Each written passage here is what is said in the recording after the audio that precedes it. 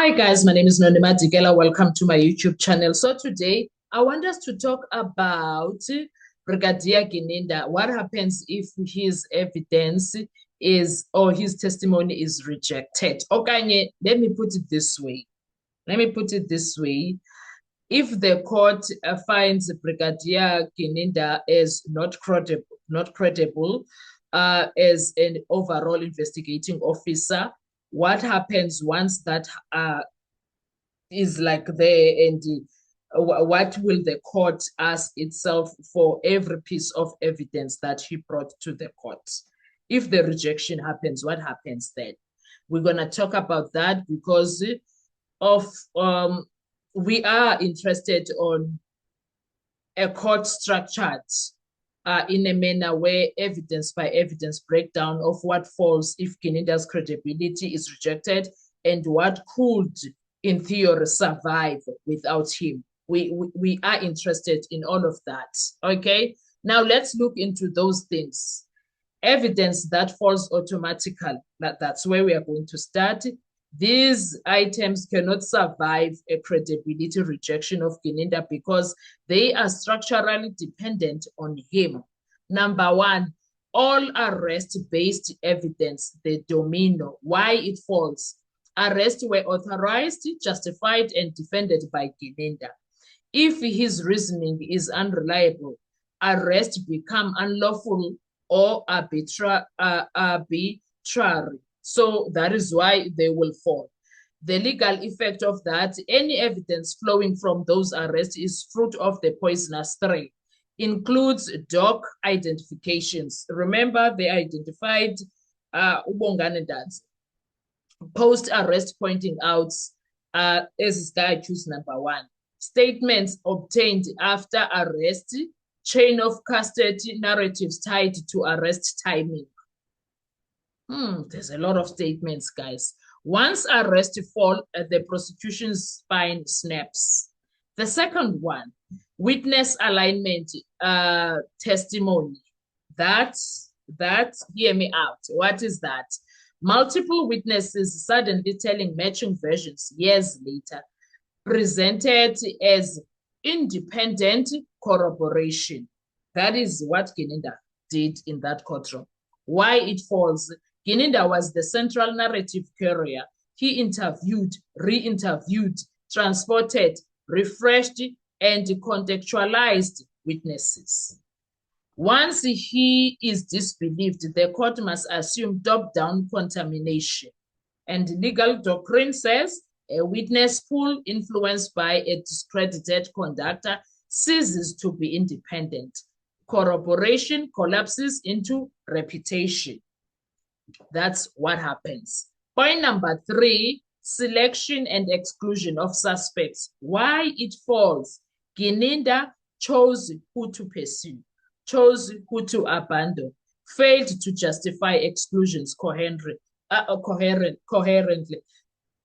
Let's not even go to the people inside the house, leave them alone. Let's talk about Gwabini. Now they want us to believe that Gwabini is a suspect, yet there was no arrest reported, nothing. They never talk about him like that. They said nothing.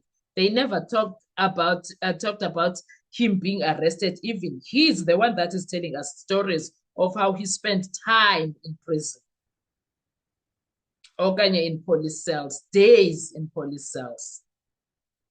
So that alone is another problem on its own. That is alone another problem on its own. Once he is unreliable, the court must conclude the investigation was outcome-driven, not evidence-driven. This introduces reasonable doubt at structural level, not factual level. Gininda moored this case, guys. Point number four, chronology and discovery narratives includes how we came to know X, when Y emerged, why Z was followed up, why all of that falls apart. These timelines exist only through Gininda's mouth. Once he lies or exaggerates, the court cannot trust when or how evidence emerged. Fabrication risk is fatal. Courts do not reconstruct investigations after the lead investigator collapses. There's nothing that they can do. Point number 5, joint criminal enterprise theory. Why it falls. This theory requires coherent planning, coordinated roles, common purpose. Gininda was the architect of that theory. Without him, the accused revert to unlinked individuals. No admissible evidence proves collective intent. The charge itself becomes unsustainable. This is all Gininda's work, guys. Evidence that cannot stand alone. Derivative failure. These might look independent, but legally they are not. Point number 6, witness statements confirmed by Gininda. If a witness says, I told Brigadier Gininda, or after speaking to Gininda, that testimony is derivative. Once Gininda is discredited, the confirmation layer collapses. The statement becomes unsupported hearsay adjacent evidence. Point number 7, crime scene interpretation. Gininda was not present at the original scene, yet narrated movement, inferred position, justified improbabilities. Without him, no expert evidence replaces his interpretations. Courts cannot accept investigative storytelling as proof. They can't. Evidence that could survive in theory. This is very small category, and survival does not equal conviction. Now, original contemporaneous 2014 evidence. Ne? Examples: first steps crime scene photos, autopsy report, ballistic if uncontested and independently proven. Why it might survive, created before Gininda's involvement. Not shaped by his narrative, but none of this evidence links accused persons to the crime scene. It proves a murder occurred, not who committed it. Point number 9, testimony from witnesses never touched by Gininda. In theory, a witness who never interacted with Gininda, never had statements refreshed, never discussed the case with state investigators later could survive. In practice, no such witness exists in this trial. Who? Do you remember of anyone, guys? Because I don't. Now, once Gininda falls, the court is left with 1, a dead man, Senzo Meyiwa, 2, a crime scene. That is what it's left with. No lawful arrest, no reliable witness coverage, no coherent investigative chain, no admissible common purpose case. Absolutely nothing. Everything is up the smoke. Everything is up the smoke. No reasonable court acting carefully could convict on this evidence. That is not an acquittal by sympathy. That is discharged by law. And the person that made all of this to be a problem is the Brigadier Gininda. He is the one that caused all of this with his storytelling, with his so-called corroboration, collaboration, collaboration, all of that nonsense. It's him. It's his fault. He destroyed the Senzo Meyiwa murder case. I don't know who helped him, but we are hearing him. So I will safely say he singly did everything. I don't know. In fact, he kept on telling the court that this was a prosecutorial-driven investigation. So does that mean Baloyi and Sibanda are also problematic as he is in this case? I don't know. Time will tell. It looks like 2026 is a year of reckoning. 2026 is the year that we are going to hear a lot of things. 2026 is the year of Brigadier Gininda. We must wait and see. We must watch and learn. We must sit and watch. Ne? A lot is happening. Yesterday we were watching ad hoc committee and Gininda, my girl, things are not looking good. Things are absolutely not looking good for you, but we are going to see what's going to happen. What are your thoughts, guys, when it comes to all of this? I want to hear your views. Drop your comments there. Tell me, do you think Gininda is going to survive 2026? Do you think Gininda is going to even win the Senzo Meyiwa case? Do you think Gininda is going to see the orange overalls? Do you think, yay!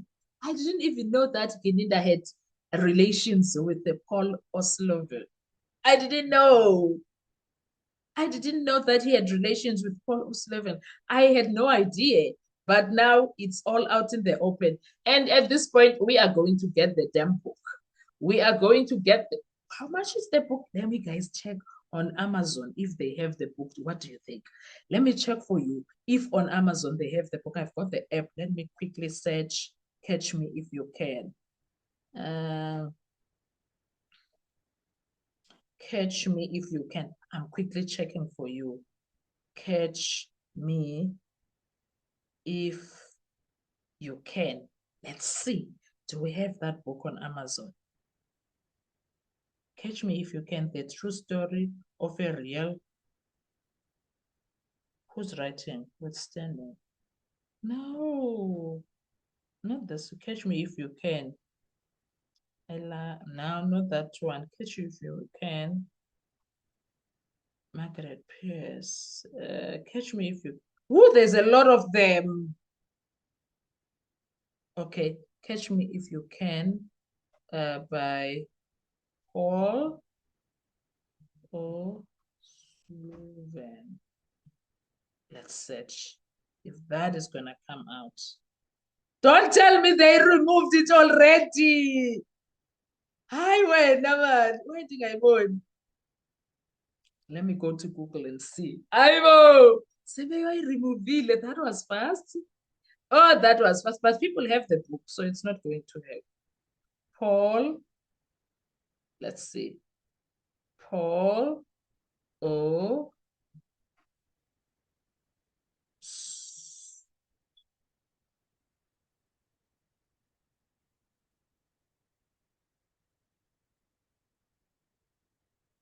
Paul O'Sullivan book. Yes, let's see. Stop Me If You Can. How the Capture of Criminal Justice. Oh, it is Stop Me If You Can. Let's see. IT Catch Me If You Can. It was published by, it was published 2022.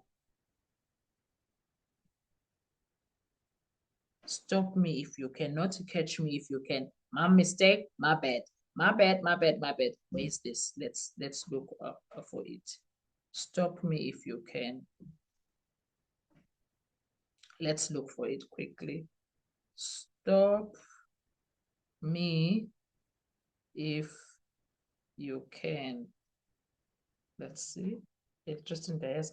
Oh, it's 380 guys there by free delivery. It's 380 by there by the app Amazon. You will get it there. Anyway, guys, let's talk in the comment section. I want to hear your views. Thank you so much. I'll see you on our next video. Bye-bye.